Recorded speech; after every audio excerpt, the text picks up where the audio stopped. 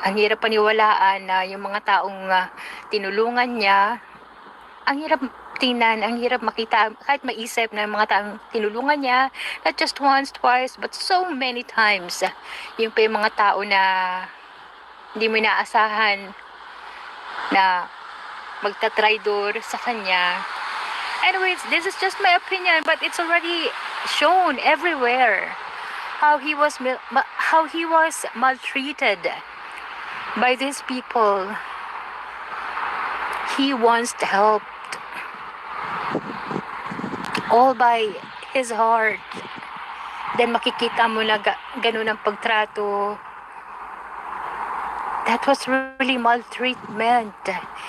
Nobody could imagine a president of a country would be treated that way. So abusive. No respect. Kahit maghugas kamay pa, pero nakita na lahat ng sambayanan. Hindi lang ng buong sambayanan. Internationally, globally, it was, the videos, the real story was already shown everywhere, all over the world. That kind of attitude, we Filipinos we are all known na mapagmahal, mapagmalasakit, matulungin, lalo na sa mga bata at lalo na sa mga matatanda. But take a look on what really happened. Ang mga tao na inaasahan natin na magtatanggol sa ating mga matatanda, siya pa yung, lantaran na ginanon ang presidente. Kung kayang ganunin ang isang presidente, how much more ang mga pangkaraniwang mamamayan lang. 'Di ba? Kung ang mga rights and privileges ng isang presidente ay nakayang yurakan o baliwalain o hindi irespeto, paano na lang po kaya ang mga simpleng mamamayan lang?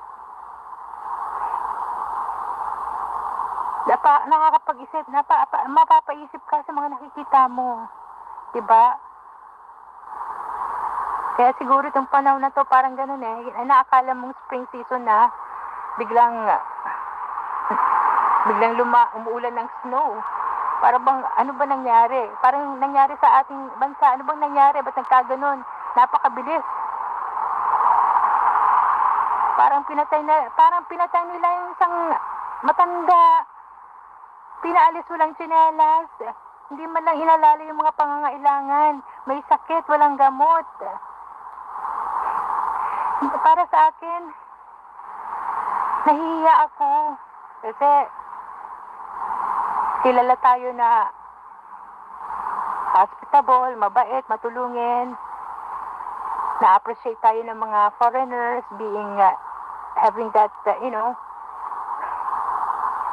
characteristics, matulungin, mabait, maawain. Pero obviously nakita ng buong mundo kung gaano kayo makaawain sa matanda, kung paano nyo ginanon. May sakit, napakamatanda na, 80 years old. Wala man lang doktor na kasama. Tapos mag-isa pa sa ibang bansa. Unang salta siya sa ganong bansa. Malamig pa ang panahon na hindi man lang siya tumira na matagal na panahon sa isang bansa may ganitong malamig na klima. May sakit pa siya, hindi niya kakayanin. Sana pauwiin niyo na siya kaagad. Dalhin nyo na siya pabalik ng Pilipinas.